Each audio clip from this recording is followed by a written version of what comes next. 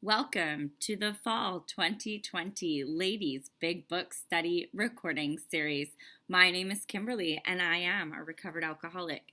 I am the facilitator of a tri-weekly Big Book Study for ladies only, and we record each session so we can share the knowledge along with you. What we do is we read the Big Book of Alcoholics Anonymous line by line. We pause on each page and have discussion time to share our experience, our strength, and our hope on each page. You are more than welcome to follow along in this series and do the work of the steps of the Big Book of Alcoholics Anonymous. If you do need support at any time, please reach out to me in the Contact Us area of my YouTube channel, and we're happy to provide you with support. The online recordings are open to men and women. Do not be discouraged, gentlemen. Our ladies' point of view may offer you a different perspective. So welcome. I hope you enjoy. So ladies, continuing on in the Big Book of Alcoholics Anonymous, we are on chapter 2. There is a solution. We of Alcoholics Anonymous know thousands of men and women who were once just as hopeless as Bill. Nearly all have recovered. They have solved the drink problem. We are average Americans.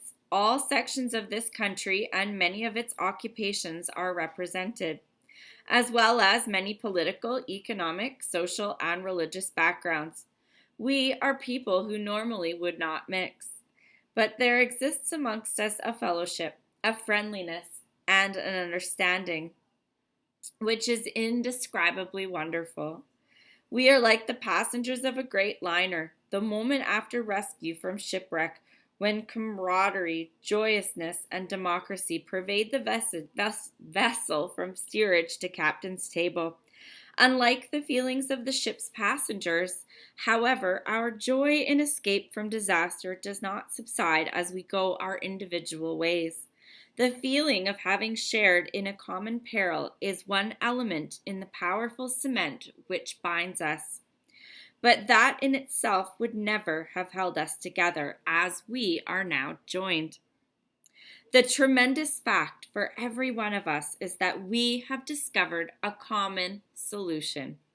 We have a way out on which we can absolutely agree, and upon which we can join in brotherly and harmonious action. This is the great news this book carries to those who suffer from alcoholism.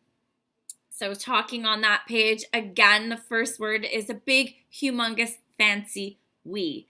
And that we takes up 2 lines, and you don't even see that now. That back then was very expensive to print with the italic and the double lined. So he really wanted it to be a we that stood out from the page. This is a collective program. This is a we program. If you want to drink, that's your business. If you want to get sober, that's ours. We're here to help.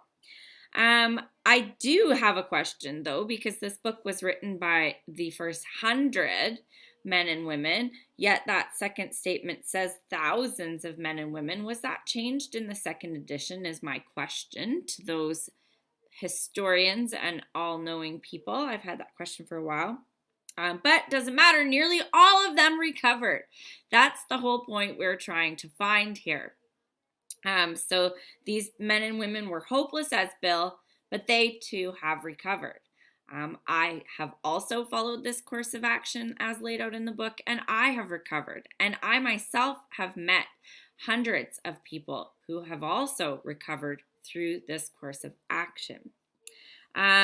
I love the next paragraph, which goes and describes how we are people who would not normally mix. And keep in mind, back then in the 1930s, these people were more or less people that would normally mix. They on the whole, were a lot alike in race, in gender. There were predominantly men. But this was a lot of that foreshadowing that we see that now, we are people that normally would not mix is an understatement. We have people from every walk of life, every background, every culture, every race, every religion. We are really now in 2020 people who would not normally mix. I normally have an open house for Thanksgiving, and due to the pandemic, I cannot. But if you come to my house on Thanksgiving or Christmas every year, you can find this assortment of people that normally do not mix. And what do we have in common? We have this common peril. We all were alcoholics. We all wanted to recover. We all wanted to change, and that's what binds us together. I think of the Titanic. What a great movie to think of for this example. But when the Titanic sank, everyone was in the water. Everybody was equal. They just wanted to save their lives. But unlike alcoholics, when all of those passengers got to New York, they went back to their lives. They separated. The first class passengers went back to Wall Street. The steerage went back to where they went. The captain kept captaining, and his employees still became his employees. They were no longer equal because they had been saved. Us, on the other hand, we remain equal. We remain a hodgepodge. There's no one better than anyone else here in AA. Even if you have 50 years, you're just the same as the person with 50 minutes. We are all just alcoholics trying to stay sober another day. And then at the bottom, my favorite paragraph there on that page is talking about this common solution. We have a common solution of which we all absolutely agree on. Now, in the 85 years since this common solution has been found, lots of people have tried to add to their little flair, their little touch, their personal opinion. But what this is a common solution.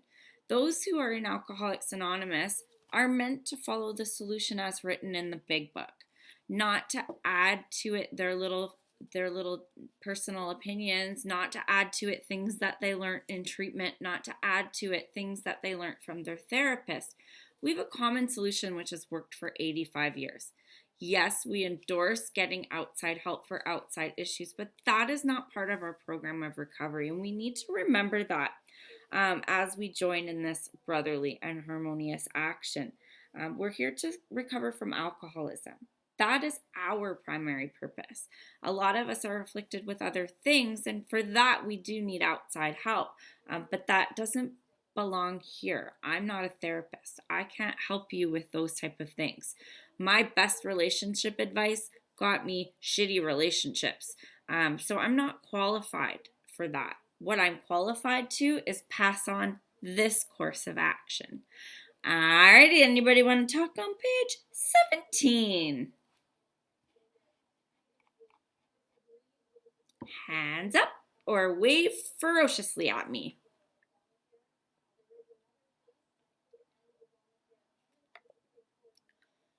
Nobody? Marianne, waving ferociously. Hi, Marianne, alcoholic. Down at the bottom where it says the feeling of having shared in a common peril is one element in the powerful cement which binds us. And I have written next to that, God keeps us together. Yes, absolutely. Anybody else? I will add to that. Oh, Kelly D first. Kelly! Oh, there you go. Kim, hi everybody. My name is Kelly. I'm an alcoholic. When you brought up the common solution, I have in my book, I wrote the steps is a solution, is a common solution that we really need to do the steps. And that's what gets us where we need to go. And the 12th step is just so miraculous because that's what you're doing today. And that's what we need to do and keep on doing. And, as much as I think about practicing these principles in all my affairs and how we do stick together no matter what. And, it doesn't matter, personalities and all that stuff. Like if there are one of ours is suffering, it does not matter. We are there to give, put our hand out. And I really like that about this program, that no matter what, there's always a handout, no matter what. So that's different than a therapist that you have to make an appointment and try to get to see and when and what time. Any time of the day we can make a phone call, and the fellowship will give us what we need, and God, of course. So thanks. Thank you. And there's no wait lists. No, oh, there's a 3-month wait list to get into that program or this therapist. We're here live 24 hours a day now at the touch of your fingertip, which is fantastic. One thing I will add is that there are 1,097 we's in the first 164 pages of the Big Book of Alcoholics Anonymous. I've never personally counted the I's, but I think the we's are more important. All right. I don't see any more waivers. Okay, page 18. An illness of this sort, and we have come to believe it an illness, involves those about us in a way no other human sickness can. If a person has cancer, all are sorry for him, and no one is angry or hurt. But not so with the alcoholic illness, for with it there goes annihilation of all things worthwhile in life. It engulfs all whose lives touch the sufferers. It brings misunderstanding, fierce resentment, financial insecurity, disgusted friends and employers, warped lives of blameless children, sad wives and parents. Anyone can increase the list. We hope this volume will inform and comfort those are or who may be affected. There are many. Highly competent psychiatrists who have dealt with us have found it sometimes impossible to persuade an alcoholic to discuss his situation without reserve. Strangely enough, wives, parents, and intimate friends usually find us even more unapproachable than do the psychiatrist and the doctor. But the ex-problem drinker who has found this solution, who is properly armed with the facts about himself, can generally win the entire confidence of another alcoholic in a few hours. Until such an understanding is reached, little or nothing can be accomplished. That the man who is making the approach has had the same difficulty, that he obviously knows what he is talking about, that his whole deportment shouts to the new prospect that he is a man with a real answer, that he has no attitude of holier than thou, nothing whatever except the sincere desire to be helpful, that there are no fees to pay, no axes to grind, no people to please, no lectures to be endured. These are the conditions we have found most effective. After such an approach, many take up their beds and walk again. Great page. I like every page. Who am I going to lie? So it talks in that first paragraph about the comparison of we are those who have a disease. We have an illness. We've come to that knowledge through reading the doctor's opinion and parts of Bill's story. And we believe that this is an illness at this point. If you do not believe it is an illness at this point, reach out to someone so we can re-go over the doctor's opinion with you. But it compares it to a person who has cancer. You know, if someone has cancer, they're quite sorry for that person. They're like, oh, you know, Timmy down the street, he got cancer. Oh, how sad. He's got 2 kids and a wife. And, you know, he had such a beautiful future. And, oh, blah, blah, blah, blah, blah. Now, I like to imagine the cancer patient who is a little different than Timmy down the street. Let's call this cancer patient John. And John gets told he has stage 4 terminal cancer. And he says, well, I'm going to die anyways. Let's burn the house down. And he's like, I'm going to die in 4 weeks. So F this. And he goes and he quits his job. He leaves his wife. He pulls out his life savings. He grabs blonde Barbie from down the street and he takes off to St. Martin's because he's going to live out the next 4 weeks of his life in fine style. That's an alcoholic, right? Like, we just burn the house down. We don't care. We don't care who it affects. We don't care because we're like, wow, the ship's going down. Let's go. And so I like to think of that comparison in my head because it helps me relate, right? Because if I acted like Timmy that had cancer with my illness, people might feel a little more sorry for me, but that's not how we act. That's not what we do. We hope this volume will inform and comfort all who are or who may be affected. So that's anyone can benefit from this book. Absolutely anyone. You can give this book to someone whose spouse is suffering. You can give this book to someone whose son or daughter may be suffering. Anyone who is affected by alcoholism can benefit from this book. My favorite chapter is the family afterward, both for helping me work with other alcoholics, but also in understanding my ex-husband and my ex-partner who were alcoholics. It helps me grow. It talks in that italic paragraph, the ex-problem drinker who has found this solution, as laid in the book, let's reemphasize that, who is armed with the facts about himself, so he understands the disease of alcoholism. Drives me nuts when people are like, I am armed with the facts about myself. Nobody friggin' knows what that means. Say the facts. Don't use the big words and big lines out of the big book to get your point across, because a newcomer doesn't know what that means. I'm an alcoholic armed with the facts about myself. It's like, what the heck are you talking about? Talk in layman's terms. Dumb it down. We need to be able to explain this to people who don't know what we're talking about. I love the example on page 44 when it says, when I try to stop, I can't. When I try to control how much I can't control how much to take. Someone can understand that more than saying, I'm armed with the facts. Nobody gets that. It doesn't make sense to people. We have to put it in language that someone's going to understand. And then as they grow in understanding of how this program works, they learn what the phrases mean. We can get the entire confidence of another alcoholic in a few hours. I can do it 15 minutes. It's a skill. You listen, and you listen to what they say so you can rightly relate your experience to them, or rightly relate an experience you've heard in the rooms. Very important to pay attention to other people's shares.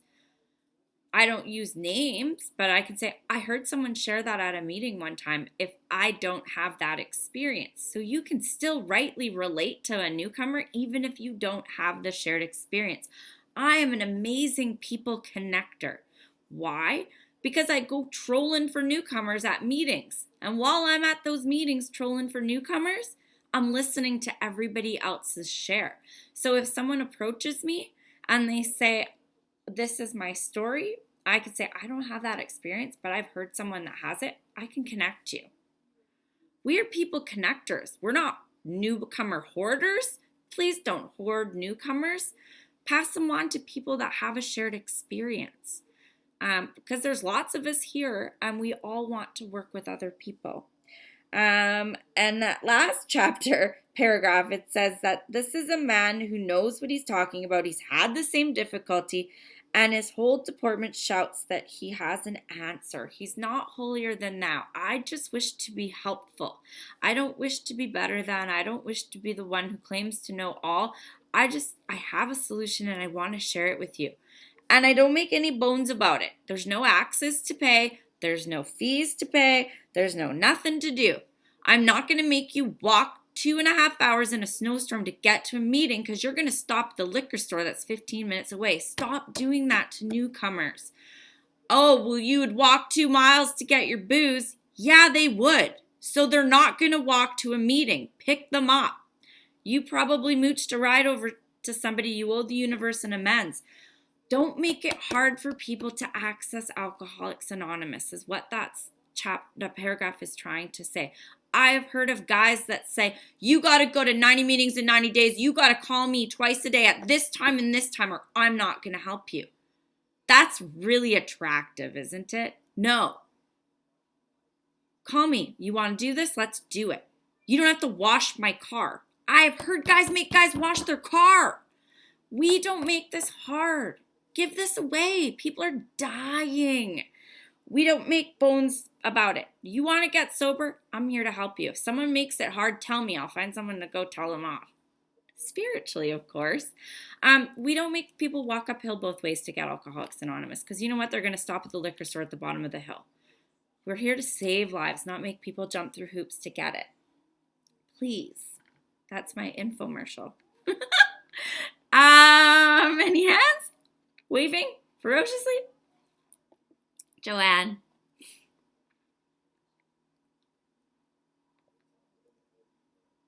Damn unmute button. There you go. I got it.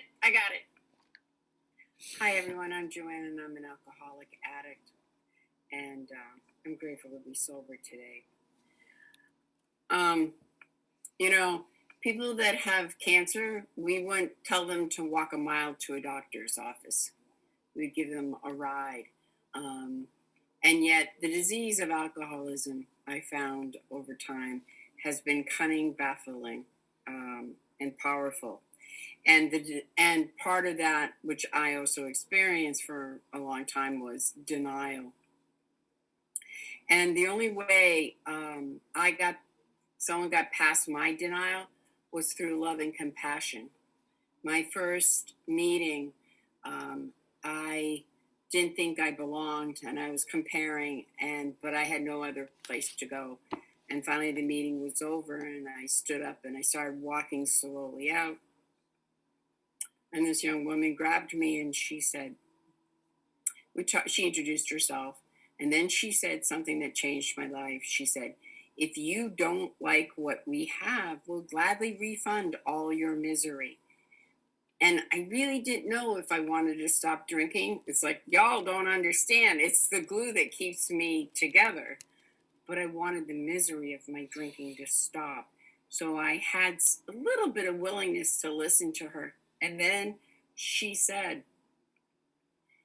"Can you try to not drink till tomorrow night? Do you know where this place is?"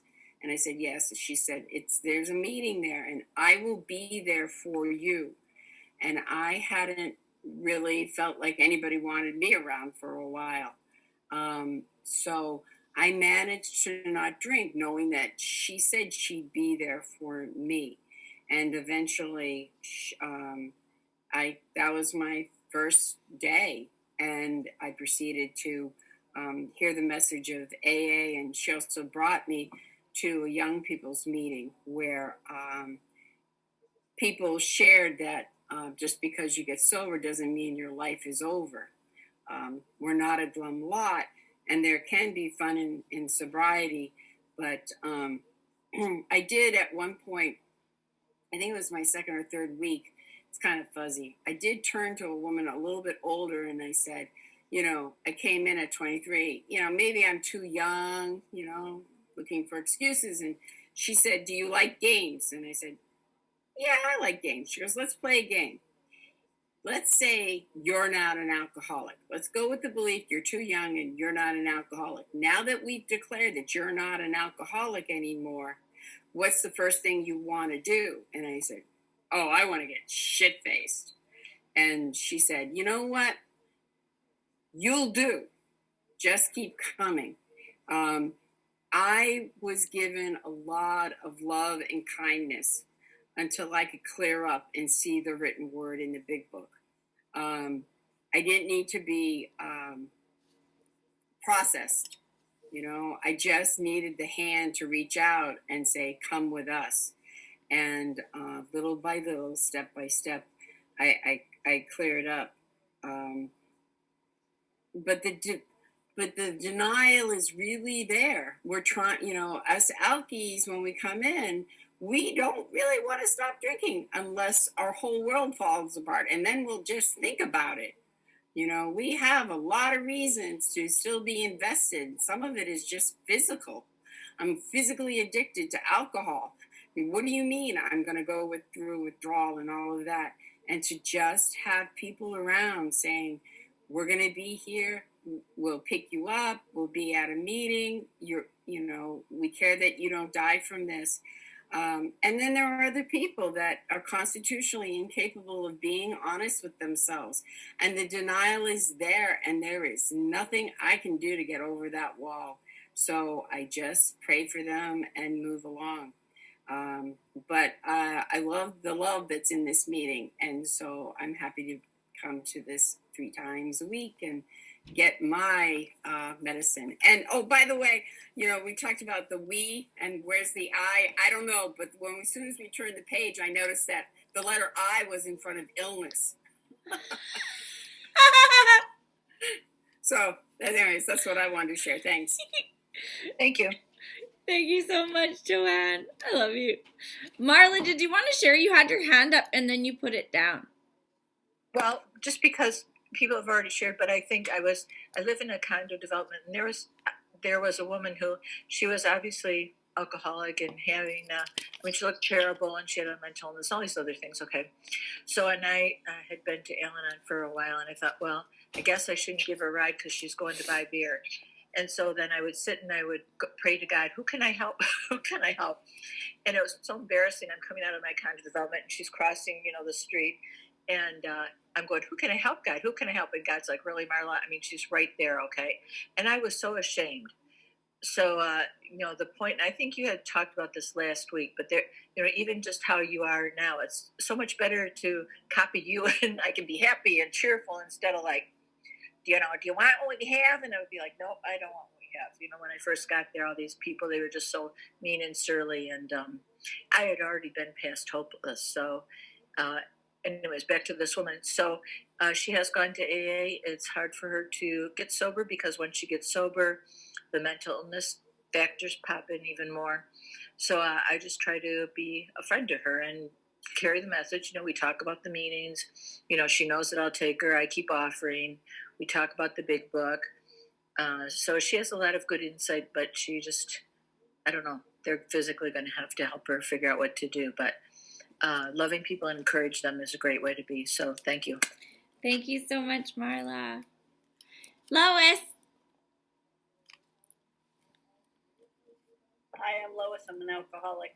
And, I came in as a court baby at 54. So I had no license, so I couldn't get to meetings. And the meetings were a little far for me, but I would drive to these meetings without a license, thinking I was doing the right thing. That's how bad my thinking was. So when I got a sponsor, and when I finally sat at a women's group like this, and I said, I don't have a license, I need rides. She knew she had me because I had finally taken that wall down, and I had finally realized that I was not doing the right thing. I needed help. I needed somebody to pick me up. So I live at the top of a mountain, and I am an AA bus. I take people to meetings. I'm not their sponsor. I'm just their ride. Somebody did it for me, and that's part of our passing it on. So if I'm their sponsor or not, if they need a ride, I'll go up to somebody and say, do you have a ride to the next meeting? And if they don't, I'll go pick them up. Part of my service. Somebody did it for me. Thanks. Thank you so much, Lois. Yeah, I drive a sobriety bus to my home group on Saturday. There was a wait list for the seats in my car, and Summer would have to get booted out so that we could fit another alcoholic in the car. But I used to justify going to meetings and leaving my kids home. I was like, well, I would leave my kids to go get booze, so I can leave my kids to go get. And then an old timer was like, you can bring your kids to the meeting, and I was like, oh, so Summer's been coming ever since. Alrighty, no more hands. Okay, page 19. None of us makes a sole vocation of this work, nor do we think its effectiveness would be increased if we did. We feel that elimination of our drinking is but a beginning. A much more important demonstration of our principles lies before us in our respective homes, occupations, and affairs. All of us spend much of our spare time in the sort of effort which we are going to describe. Few are fortunate enough to be so situated that they can give nearly all their time to this work. If we keep on the way we are going, there is little doubt that much good will result. But the surface of the problem would hardly be scratched. Those of us who live in large cities are overcome by the reflection that close by, hundreds are dropping into oblivion every day. Many could recover if they had the opportunity we have enjoyed. How then shall we present that which has been so freely given us? We have concluded to publish an anonymous volume, setting forth the problem as we see it. We shall bring to the task our combined experience and knowledge. This should suggest a useful program for anyone concerned with a drinking problem. Of necessity, there will have to be discussion of matters medical, psychiatric, social, and religious. We are aware that these matters are, from their very nature, controversial. Nothing would please us so much as to write a book which would contain no basis for contention or argument. We shall do our utmost to achieve that ideal. Most of us sense that a real tolerance of other people's shortcomings and viewpoints, and a respect for their opinions, are attitudes which make us more useful to others.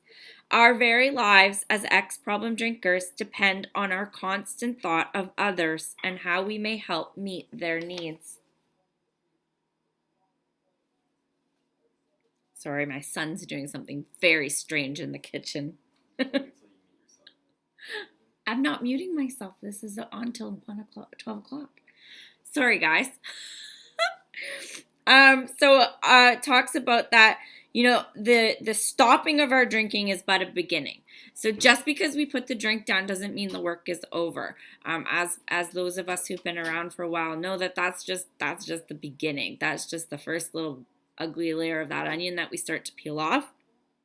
Most of us spend all of our spare time in the effort we are going to describe, so that is working with others.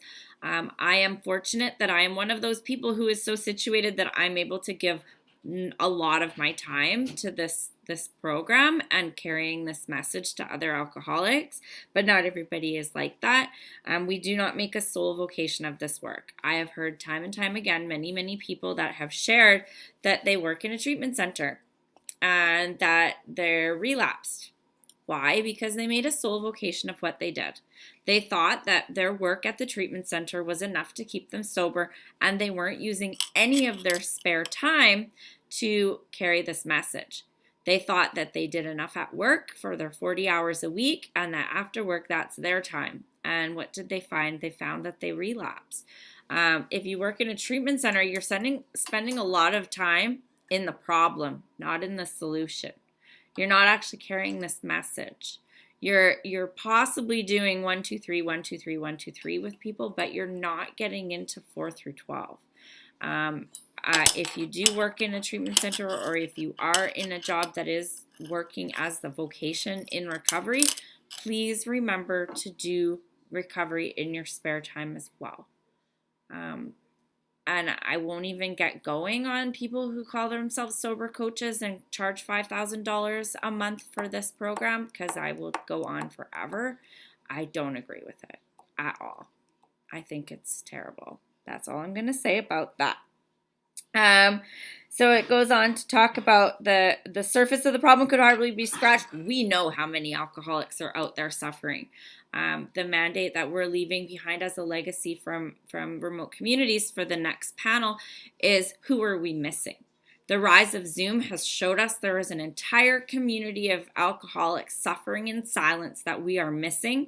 They say in the meetings that they've been sitting in the back of the room since March with their cameras off, not sharing, and that they would never have gone to an in-person meeting, but they're suffering, and they found out that there was a Zoom meeting and they've hopped on, and now they're turning their cameras on. Now they're sharing.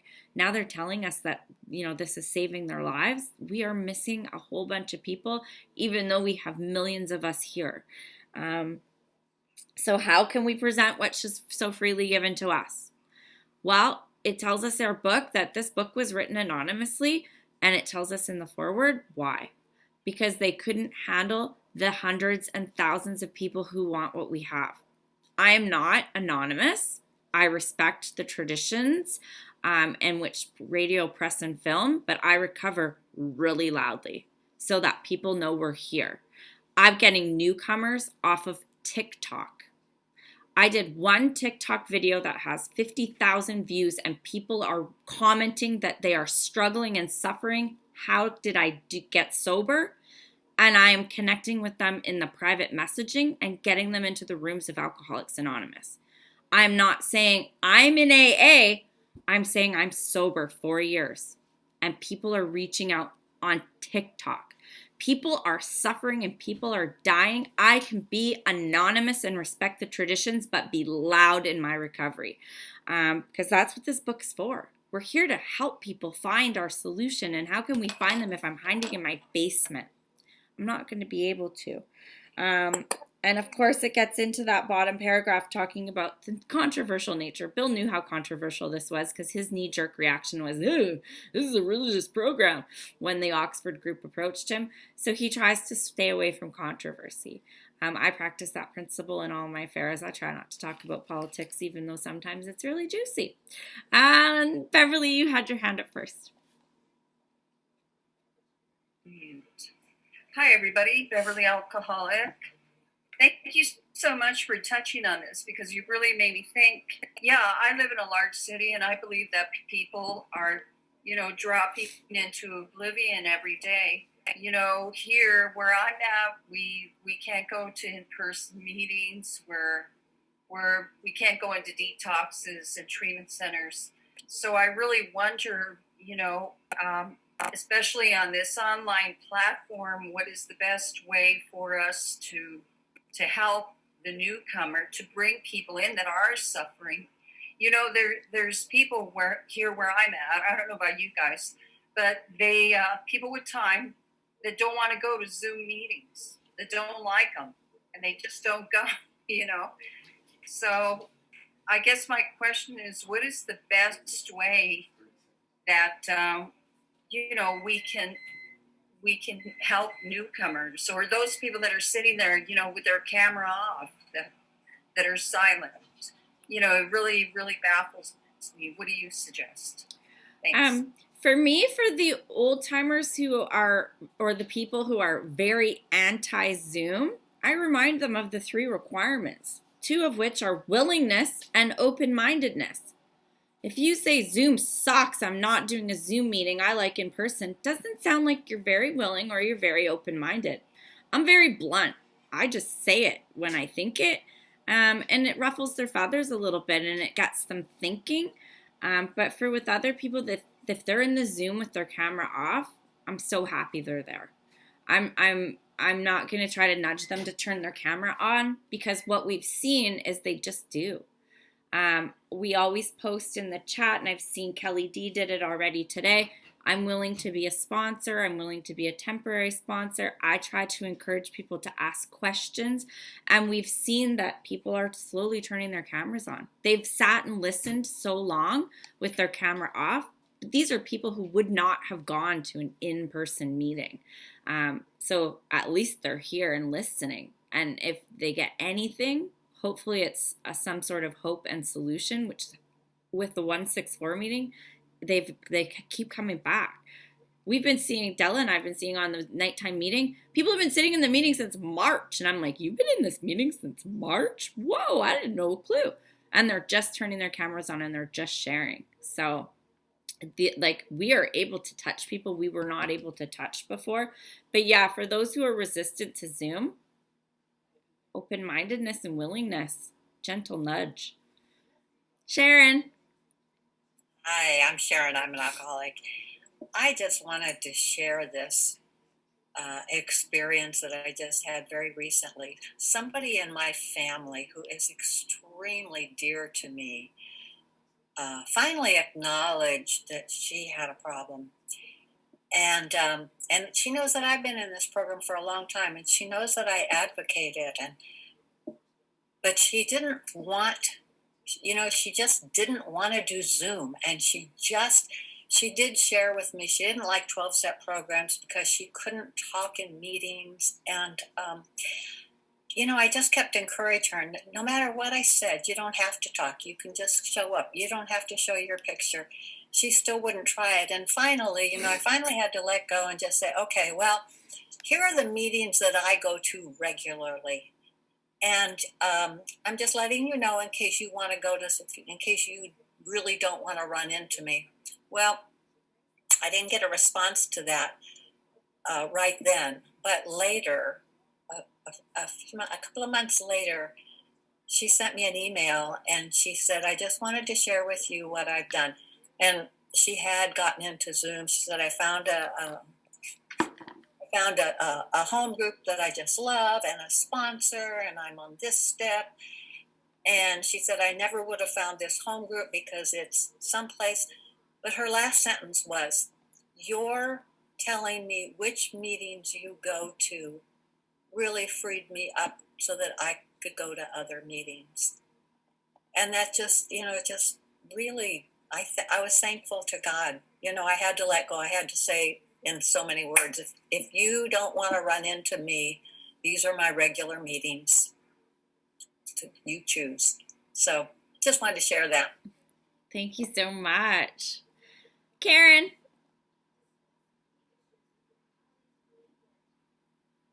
Can you hear me now? Yep.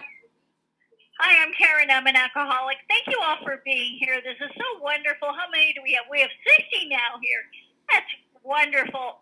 And we don't do crosstalk, and I can't see myself talking, so I'm going to start my video, which means I turned it off somewhere. Hi.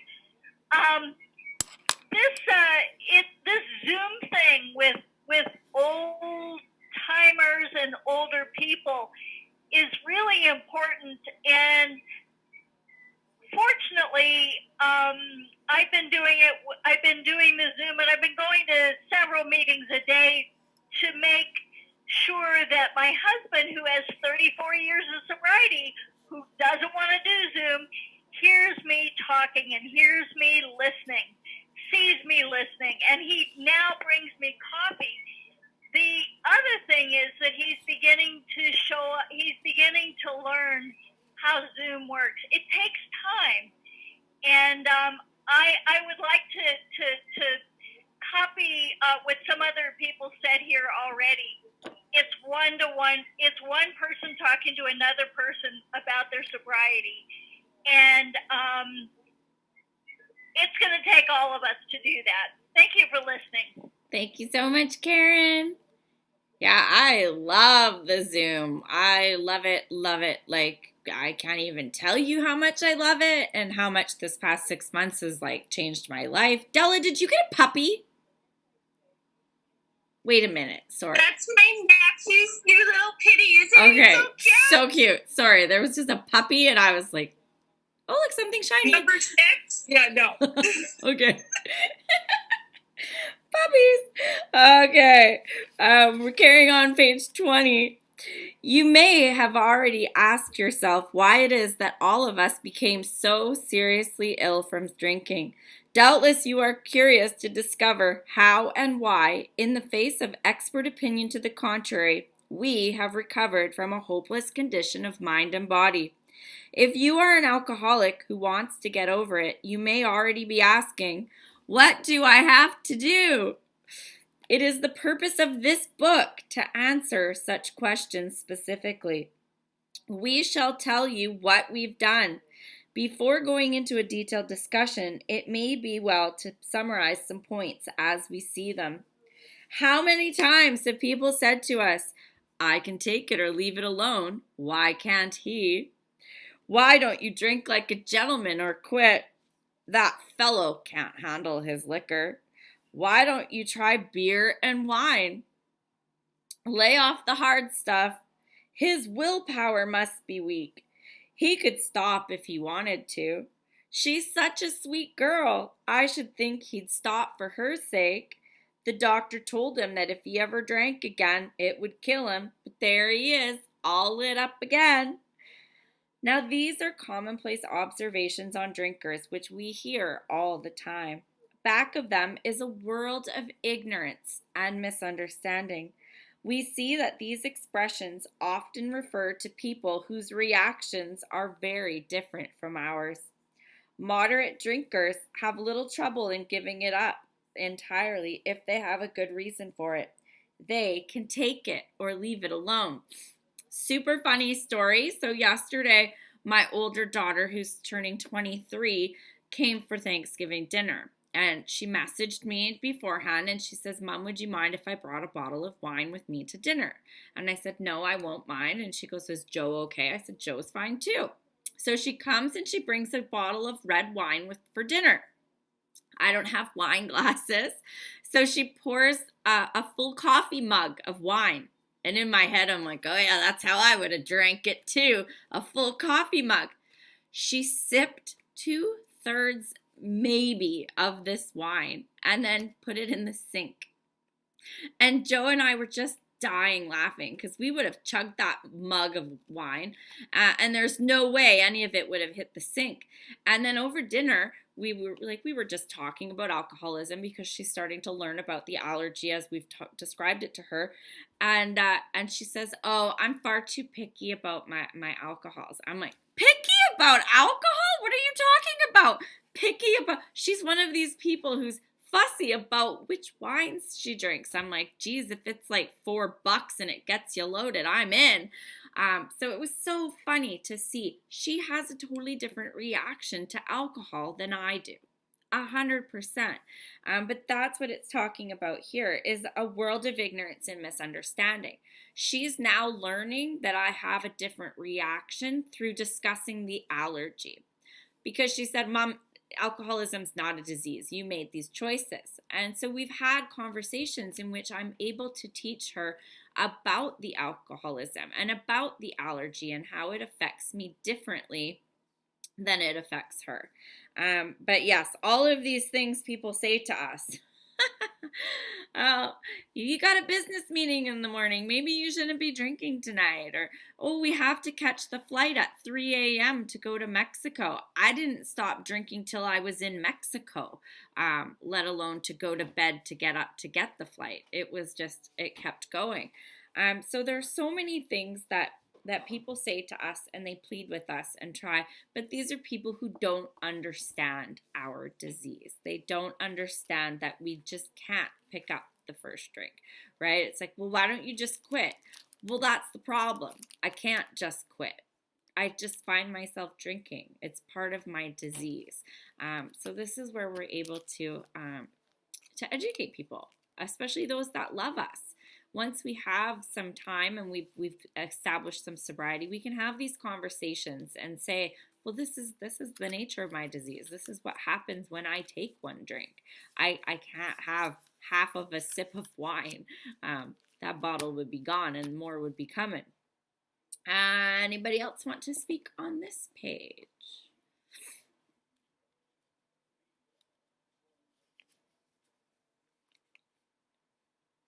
I feel like the teacher when you ask if anybody has the question and everybody looks down at their book. No one's looking at the screen. I saw that. Okay, so no one wants to talk about this page today. All right. Then we have a certain type of hard drinker. He may have the habit badly enough to gradually impair him physically and mentally. It may cause him to die a few years before his time. If a sufficiently strong reason, ill health, falling in love, change of environment, or the warning of a doctor becomes operative, this man can also stop or moderate, although he may find it difficult and troublesome and may even need medical attention. But what about the real alcoholic? He may start off as a moderate drinker. He may or may not become a continuous hard drinker, but at some stage of his drinking career, he begins to lose all control of his liquor consumption once he starts to drink. Here's the fellow who has been puzzling you, especially in his lack of control. He does absurd, incredible, tragic things while drinking. He is a real Dr. Jekyll and Mr. Hyde. He is seldom mildly intoxicated. He is always more or less insanely drunk. His disposition while drinking resembles his normal nature, but little. He may be one of the finest fellows in the world. Yet let him drink for a day, and he frequently becomes disgustingly, even dangerously antisocial. He has a positive genius for getting tight at exactly the wrong moment, particularly when some important decision or engagement must be kept. He is often perfectly sensible and well-balanced concerning everything except liquor, but in that respect he is incredibly dishonest and selfish. He often possesses special abilities, skills, and aptitudes, and has a promising career ahead of him. He uses his gifts to build up a bright outlook for his family and himself, then pulls the structure down on his head by a senseless series of sprees. He is the fellow who goes to bed so intoxicated he ought to sleep the clock around. Yet early the next morning he searches madly for the bottle he misplaced the night before. If he can afford it, he may have liquor concealed all over his house to be certain no one gets his entire supply away from him to throw down the waste pipe. As matters grow worse, he begins to use a combination of high-powered sedative and liquor to quiet his nerves so he can go to work. Then comes the day when he simply cannot make it and gets drunk all over again. Perhaps he goes to a doctor who gives him morphine or some sedative with which to taper off. Then he begins to appear at hospitals and sanitariums. So first, I want to just talk about the moderate, the heavy, and the real alcoholic, all of whom are welcome in Alcoholics Anonymous. There are some people who are like, well, you're not a real alcoholic. The only difference between a moderate, a heavy, and a real alcoholic is the allergy. And just because you are a moderate drinker or a heavy drinker doesn't mean you're not going to develop the allergy at some point. My daughter has an alcoholic mother. Right now, she drinks like a normal person. That doesn't mean that at one day, one time, we don't know how it happens, science hasn't figured it out, sometime that switch flips and you get the allergy. I have had it my whole life. I don't remember a time I was able to control and enjoy my drinking. I drank alcoholically with an allergy since the first time I drank. I can remember instances from my childhood where I abused other things. That's my story. It's different for everyone. Some people are moderate drinkers and they become a heavy drinker, but they never become a real alcoholic and they never get the allergy. That doesn't mean they're not welcome in Alcoholics Anonymous. It just means they don't rightly relate to the allergy. They still might want to stop. They might want to stop because the consequences have piled up. The problem is that some of these people are able to share a message saying that they stopped because they don't have the allergy. That's a little bit of how some things get muddled in AA, where they say, well, just don't pick up the first drink. I can't not pick up the first drink. I can't. I am a real alcoholic. That doesn't happen for me. I can't put it down. But it doesn't mean that they're not welcome here. And I just wanted to get that across because some people talk and they talk like real alcoholics are the only ones that should be in Alcoholics Anonymous. We are here to help anyone with a drinking problem. It doesn't have to be a real alcoholic with the malady and the allergy. Anyways, Dr. Jekyll and Mr. Hyde, yeah, that's me. I was normal in every respect. I had a great job, I had a great house, I had everything that looked wonderful, but you put alcohol in me and I was an angry little boy who was going to take your toy away. I was an awful person. But when I was not drinking, I was the world's nicest person. Probably nicer than people thought in my mind. I was still selfish, 100%. And if it included anything to do with alcohol, I was super selfish. Christmas Eve, my kids would go to their dad's house and I would sit down to wrap the presents. I had an important function the next day, Christmas Day. I would bring out a glass of wine.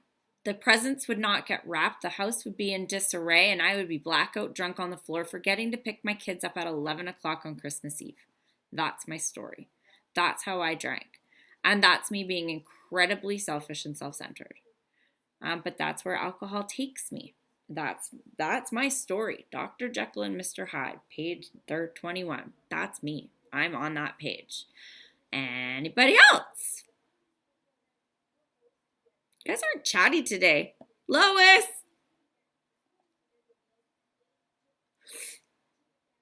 I'll chat with you.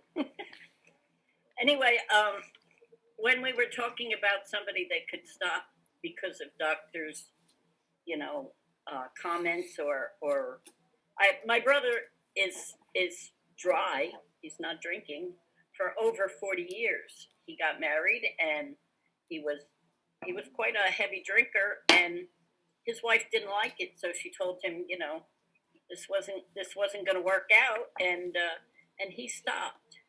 And you know, that bothered me for many years. It was one of the things that kept me out there, because I kept thinking, why can't I do this? He did it. Why can't I do this? And I was not a everyday drinker. I wasn't a morning drinker, but I was a periodic drinker. But my drinking when I started was unpredictable.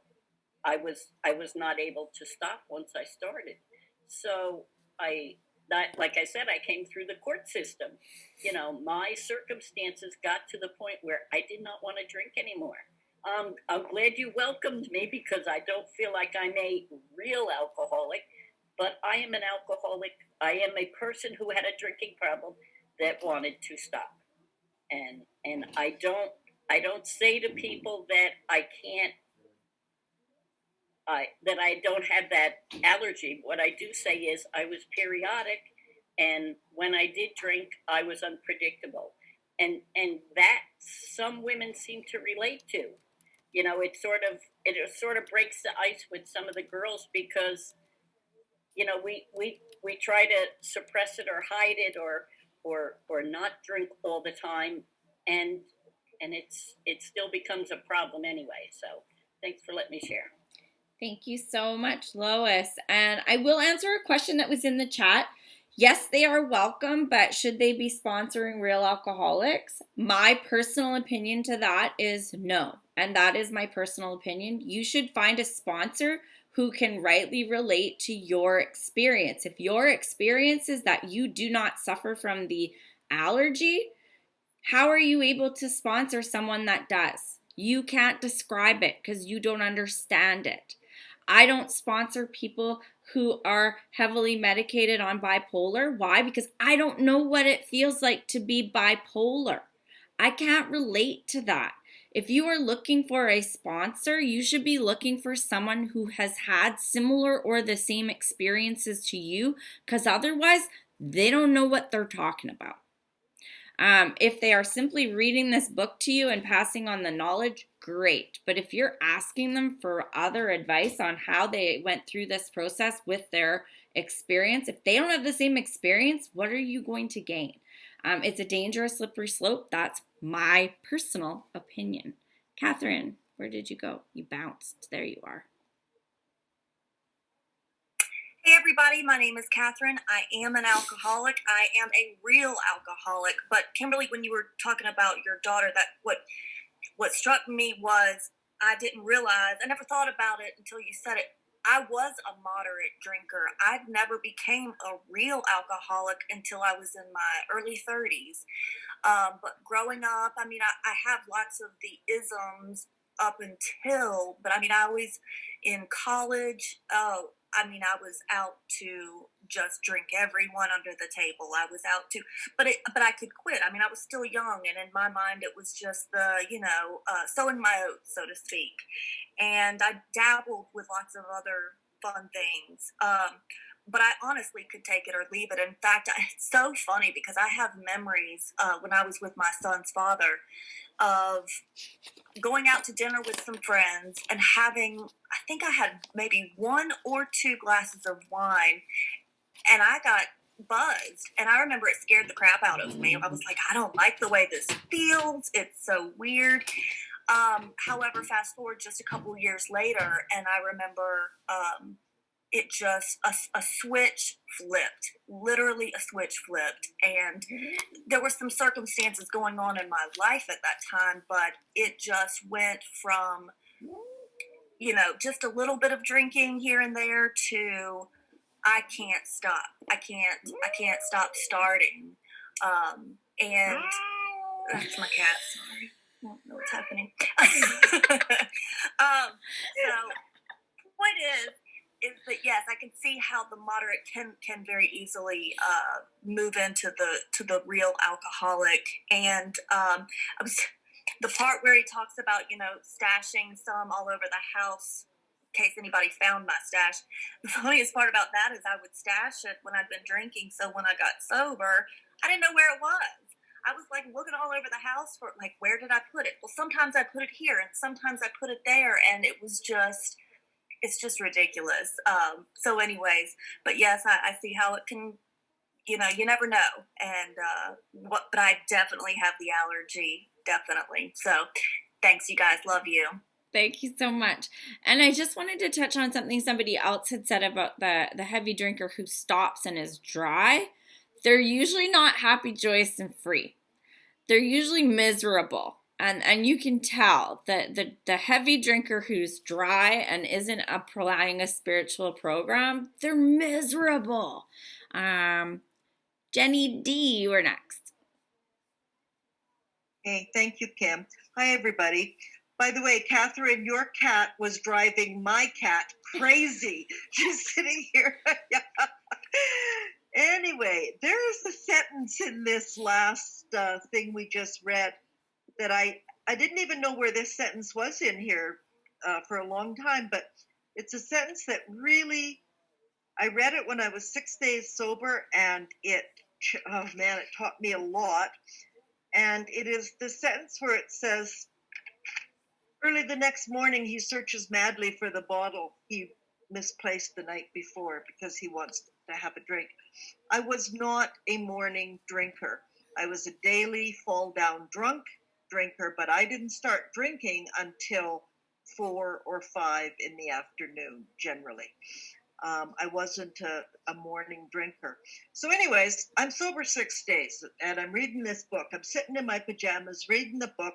I was over my sickness. I was sick for a few days. By day 6, I'm feeling really good, going to meetings. I'm an alcoholic. I've got the solution.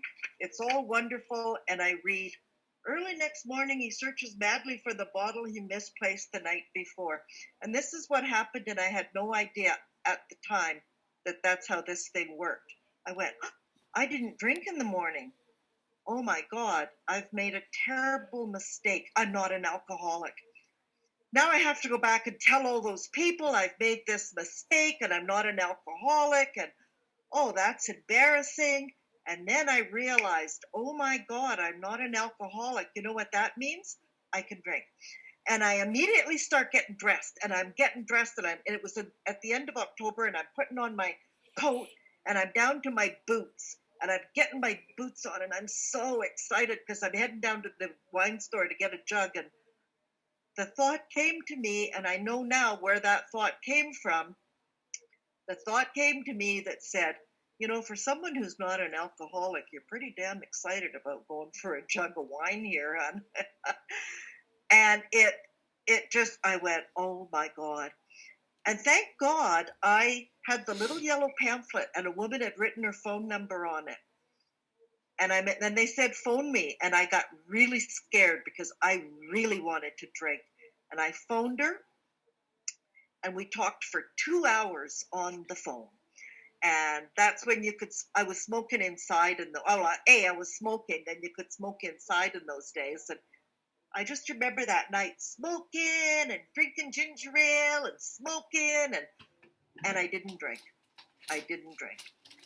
And I learned 2 good things that night. If I phone somebody, I'm probably not going to drink. And number 2, cunning, baffling, and powerful. I had no idea how cunning this disease was until I read that sentence and realized I'm going for a drink because I'm not an alcoholic. So reading that sentence just brought that whole experience back to me. So thanks. It's lovely to be able to be here again today, Kim. Yes, and it was so awesome meeting you. I love you so much. I got to have dinner with Jenny D. You just reminded me, I always say this to people. I said, you know, no one's ever come back and told us they figured it out. No one has ever left AA because they thought they could conquer drinking and come back and shared the secret of how they overcame their problem. Why? Because Jenny just told us they would have stopped at the liquor store on the way to the meeting. So, I mean, if someone figured it out, they would come and tell us. And they haven't done that in 85 years, so I'm going to stick around. Joanne?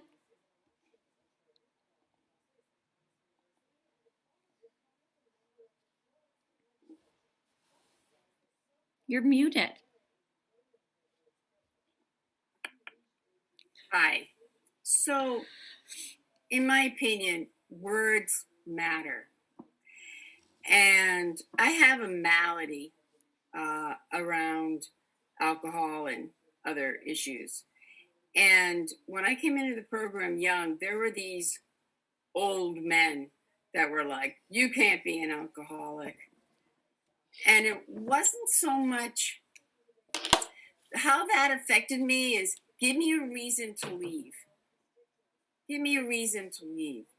And so we have to be very careful when we read this about the moderate drinker, the heavy drinker.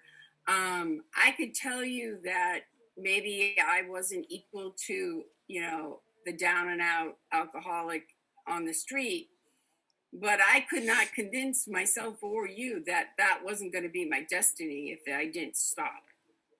So I just need to say, there have been people that have used that, I'm not really a real alcoholic, to convince themselves to leave. What I refer them to is, in the first step, it doesn't say what level of alcoholism are you at. How do you define yourself?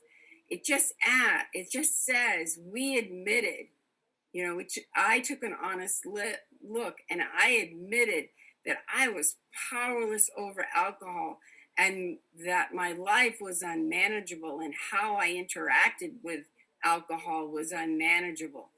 And that cleared it up for me, because again, the disease of denial, the disease of alcoholism, you give me a reason to feel separate from you, I will leave.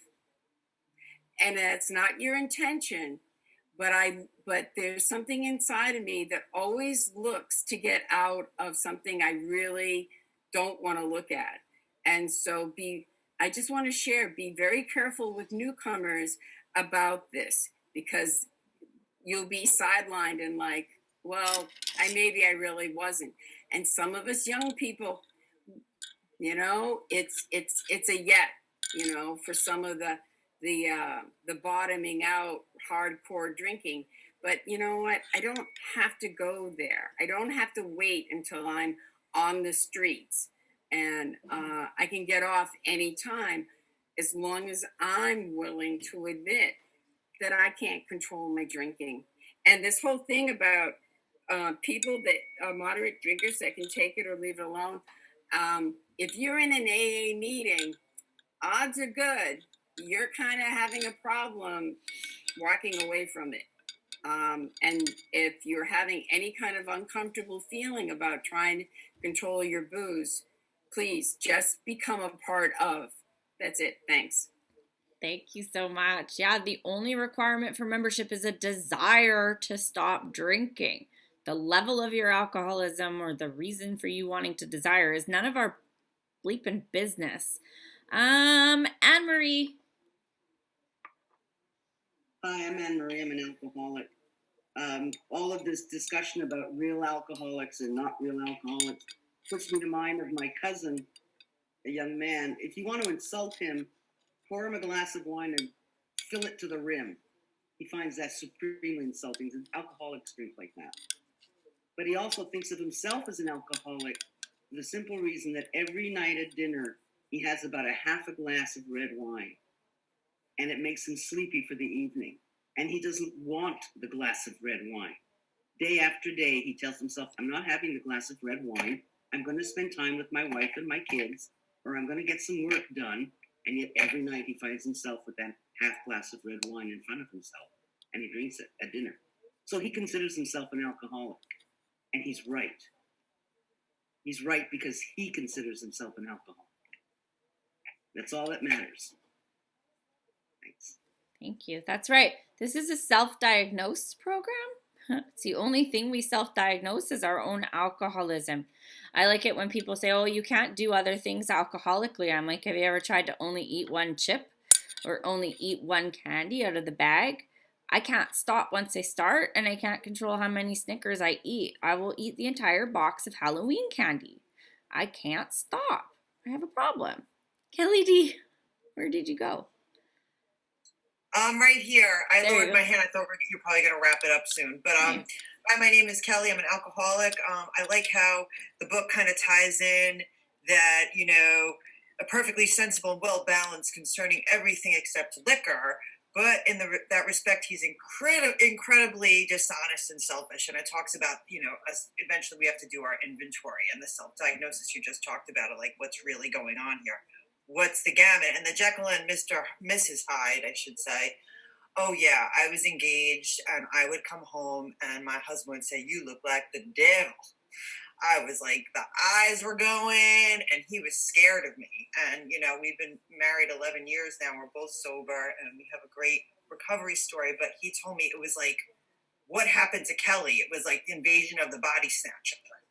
Like, I'm so sweet and nice. And then I was like this nasty thing coming out of it, you know, out of like this, I don't know, this zone, you know, the Twilight Zone.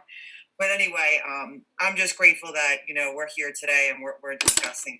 It is, I do have the allergy. I am a real alcoholic. I don't have to think twice about it. The minute it goes in my body, like, you know, I start doing that cartoon thing, you know. Anyway, have a great day, everybody. Thank you, Kim, for today. Thanks everybody. Kelly. Okay, Sharon, 1 minute. I'm not going to cut you off. Okay, I'm Sharon. I'm an alcoholic. I just wanted to say that I like that you pointed out the only difference between real alcoholics and moderate or heavy drinkers is that we have the allergy. And I was reminded of a woman that I sponsored and want to put a plug in that all are welcome. I was a little bit puzzled by this woman because she, you know, she wanted to work the steps, and she met faithfully with me, and we read the book, and she worked the steps.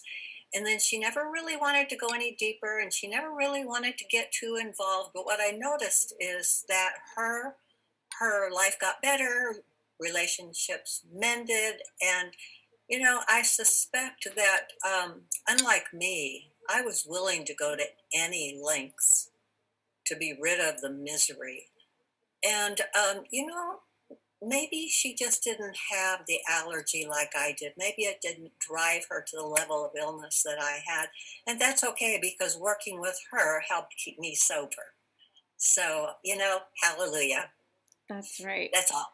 Such a good point. Like for me, if I had 10 women approach me in 1 week and say, will you sponsor me? Obviously, I can't take on 10 women. So I'm going to prioritize and hopefully take on those who, you know, through a qualifying conversation are very serious and who I feel are alcoholics. But I'll take on anybody, even if I think that maybe they're not a real alcoholic or maybe they're not ready yet. Why? Because the reason I'm helping them is to stay sober. You know, I'm not trying to get them sober. That's their job, is to get themselves sober. My job is to be the translator of information. And people forget that, and people end those relationships negatively, and they close the door to those people coming back when and if they are actually ready. So you got to remember your mind frame with working with other people is we're doing this to stay sober. This is the cost of membership, is we give this away freely to anybody who wants it. And what they do with it is theirs. But if it doesn't work out, we don't want to close that door so that they don't come back to us when maybe they realize that their methods aren't working. Because I've seen so many people and they fire their sponsees in this big dramatic ceremony. Oh, you've been fired. I'm not going to be your sponsor anymore because you don't do this, this, and this. Holy fuck, that's awful. You know, maybe you say, you know, I don't think this is the right fit right now. But maybe, you know, in the future it'll be better. You know, I wish you all the best. Maybe suggest someone else that might be more their cup of tea. But please, please don't burn those bridges and close those doors, because we want to be here and be helpful if and when they do have a change of heart, or if it does get so bad that they want what we actually have. So with that, the meeting is over. We only went 15 minutes over time. No big deal. It's a holiday. All right.